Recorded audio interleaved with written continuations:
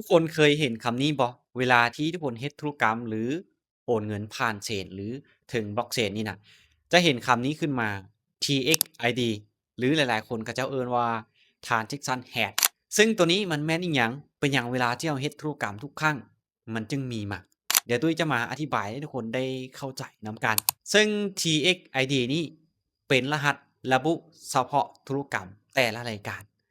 ซึ่งในการเฮ็ดธุรกรรมแต่ละครั้งเนาะมันจะมี TXID ที่บ่คือกันซึ่งมันเป็น TXID หรือเป็นรหัสที่ระบุเฉพาะของแต่ละธุรกรรมแต่ละรายการซึ่งเราสามารถที่จะเอา TXID นี่น่ะเพื่อที่จะไปตรวจสอบได้ว่าธุรกรรมนี้เกิดขึ้นแท้บ่หรือมีการเฮ็ดธุรกรรมแท้บ่หรือว่าธุรกรรมนั้นสำเร็จหรือบ่เราสามารถที่จะเอา TXID นี้ไปตรวจสอบเบิ่งได้บ่ว่าจะเป็นจำนวนเงิน เป็นในเรื่องของค่าธรรมเนียมหรือโอนจากกระเป๋าใดไปหากระเป๋าใดคือตัวนี้เราสามารถที่จะตรวจสอบได้ด้วย TXID เดี๋ยวตุ้ยจะพาทุกคนไปเบิ่งตัวอย่างในการที่ว่าโอเคเราตรวจสอบ TXID นำกันเดี๋ยวเบิ่งวิธีในการตรวจสอบนะว่าธุรกรรมนั้นเฮ็ดสำเร็จแล้วบ่จากบัญชีใดหาบัญชีใดหรือจากกระเป๋าใดหากระเป๋าใดค่าธรรมเนียมเท่าใด เดี๋ยวตุ้ยจะยกตัวอย่างเนาะในกรณีที่ตุ้ยโอนจาก Xrtrade นี้ไป Binance เนาะจาก Xrtrade ไป Binance ก็คือธุรกรรมตัวนี้เลย430 USDT เนาะเห็นบ่มันจะมีTXID บอนนี้เนาะ TXID หรือว่า Transaction Hash ถ้าหากว่าเราอยากรู้เนาะในกรณีที่1ถ้าว่าธุรกรรมนั้นเป็นธุรกรรมของเราอยากจะรู้ว่าค่าธรรมเนียมที่เราเฮ็ดธุรกรรมผ่านเชนของ BNB Smart Chain เนี่ยเท่าใดเราสามารถที่จะกดเข้าไปบอน TXID นี้ได้เลยกดเข้ามาบอนนี้เลยปุ๊บแล้วมันจะเด้งเข้าไปในหน้าของที่ว่า BSC Scan เข้าไปในเว็บที่ว่า BSC Scan ซึ่งเป็นเว็บของเชนของ Binance หรือว่า BNB Smart Chain นั่นเองซึ่งหลังจากที่เอาเข้ามาแล้วหน้าตาของมันก็จะอีกประมาณนี้เนาะเห็นบ่ก็คือธุรกรรม430 USDT ซึ่งถ้าว่าเทียบเท่าเป็นเงินดอลลาร์เนาะก็จะประมาณอยู่429.36ดอลลาร์สหรัฐหากระเป๋าก็คือหรือ address ตัวนี้เนาะก็คืออยู่ที่เลขกระเป๋าตัวนี้เลยส่วนว่าสถานะเนาะว่าธุรกรรมนั้นได้ถูกสร้างขึ้นมาแล้วบ่หรือว่าสำเร็จแล้วหรือบ่ถ้าหากว่าสำเร็จมันจะเขียนอยู่บนนี้เนาะโชว์เขียนมันจะเขียนอยู่บนนี้ส่วนตัวนี้เนาะจะเป็นบล็อกบล็อกในการเฮ็ดธุรกรรมข้างนั้นว่าอยู่ที่บล็อกเท่าใดก็คือตัวนี้เนาะเป็นบล็อกของมันและเวลาทุกคนมาเบิ่งตัวนี้เนาะเทมเพลตตัวนี้เนาะตัวนี้ทุกคนกดเข้ามาบนนี้เนาะมันจะมีโซนเวลาที่มันบอกอยู่อันนี้โซนเวลาที่เฮาอยู่เนาะโซนเอเชียของเฮาก็จะอยู่ที่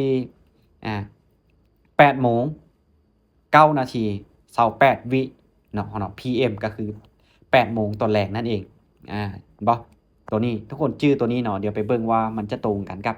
ใน Xrtrade บ่เนาะ8โมง9นาที28วิเนาะเป็น8โมงแรกแล้วบัดนี้มาเบิ่งเนาะเห็นบ่อันนี้จะเป็น address ต้นทาง address ปลายทางและตัวนี้ที่ว่าจะเบิ่งเห็นบ่ฟอร์มก็คือเลขที่กระเป๋าจากที่ว่าโอเคกระเป๋านี้มาหากระเป๋านี้ก็คือจาก Xrtrade ไปหา Binance ที่ตุ้ยโอนเนาะส่วนว่าค่าธรรมเนียมนี่ค่าธรรมเนียมเนาะค่าธรรมเนียมที่เราเฮ็ดธุรกรรมผ่านเชนหรือผ่านBNB Smart Chain นี่นะค่าธรรมเนียมบ่ได้แพงเนาะเห็นบ่อยู่ที่ 0.0000 0นี่5ตัวแล้ว51615 BNB หรือถ้าว่าเป็นดอลลาร์ก็คือประมาณอยู่ 0.003365 ดอลลาร์นี่จะเป็นค่าธรรมเนียมเห็นบ่เราสามารถที่จะเอา TXID ไปตรวจสอบได้ว่าธุรกรรมนั้นจากกระเป๋าใดหากระเป๋าใดวันที่เท่าใดเวลาใดเราสามารถที่จะตรวจสอบได้เนาะไผก็สามารถที่จะตรวจสอบได้ขอเพียงแต่ว่าโอเคเรามี TXID หรือว่า Transaction Hash เราสามารถที่จะตรวจสอบได้อันนี้คือความโปร่งใสของมันเดี๋ยวเรากดออกเนาะเดี๋ยวไปเบิ่งใน Xrtrade เห็นบ่คือ Xrtrade เนาะวันเวลาก็ตรงกันเป๊ะเนาะต่างแต่ว่าก็คือใน Xrtrade นี่20:09 นาที26วิเนาะ ใช้เวลาในการประมวลผลก็คือ2วินาทีเห็นบ่ไวบ่ในการโอนเงินไวเนาะนำเฮาไวและในอีกกรณีหนึ่งถ้าว่าโอเคมันบ่แม่นธุรกรรมนี้น่ะบ่แม่นธุรกรรมของเราอยากจะตรวจสอบเราเข้ามาที่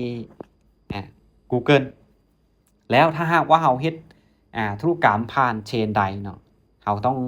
ค้นหาผ่านเชนนั้นก็คือถ้าว่าเราเฮ็ดธุรกรรมผ่านเชนของ BNB Smart Chain เราก็ต้องค้นหาหรือว่ามาในเว็บตัวที่ว่า BSC Scan BSC Scan ถ้าว่าเราเฮ็ดธุรกรรมในเครือข่ายของ Ethereum เราต้องเข้าในเว็บของ Ether Scan เพื่อค้นหามาโอเคเดี๋ยวไปเอา TXID เราเนาะยกตัวอย่างปุ๊บcopy เอา TXID แล้วไปวางใส่ในหน้าค้นหานี้บ่ทุกธุรกรรมที่เราเฮ็ดถึงBNB Smart Chain เราสามารถที่จะตรวจสอบได้เนาะกดไปปุ๊บค้นหาเห็นบ่มันก็จะตรงกันเลยจะตรงกันเลยว่าจะในเรื่องของจำนวนเงินที่เราโอนเข้ามา address อีหยังต่างๆนี่เวลาเนาะเวลานี่ก็ 8:09 น. 28 วินาทีนี่บ่อย่างต่างๆค่าธรรมเนียมก็คือกันเราสามารถที่จะตรวจสอบได้ขอเพียงแต่ว่าเรามี TXID นี่จะเป็นวิธีในการตรวจสอบ TXID ว่าธุรกรรมนั้นสำเร็จแล้วหรือบ่จากaddress หรือจากกระเป๋าใดกระเป๋าใดเวลาเท่าใดจำนวนเท่าใดเราสามารถที่จะตรวจสอบได้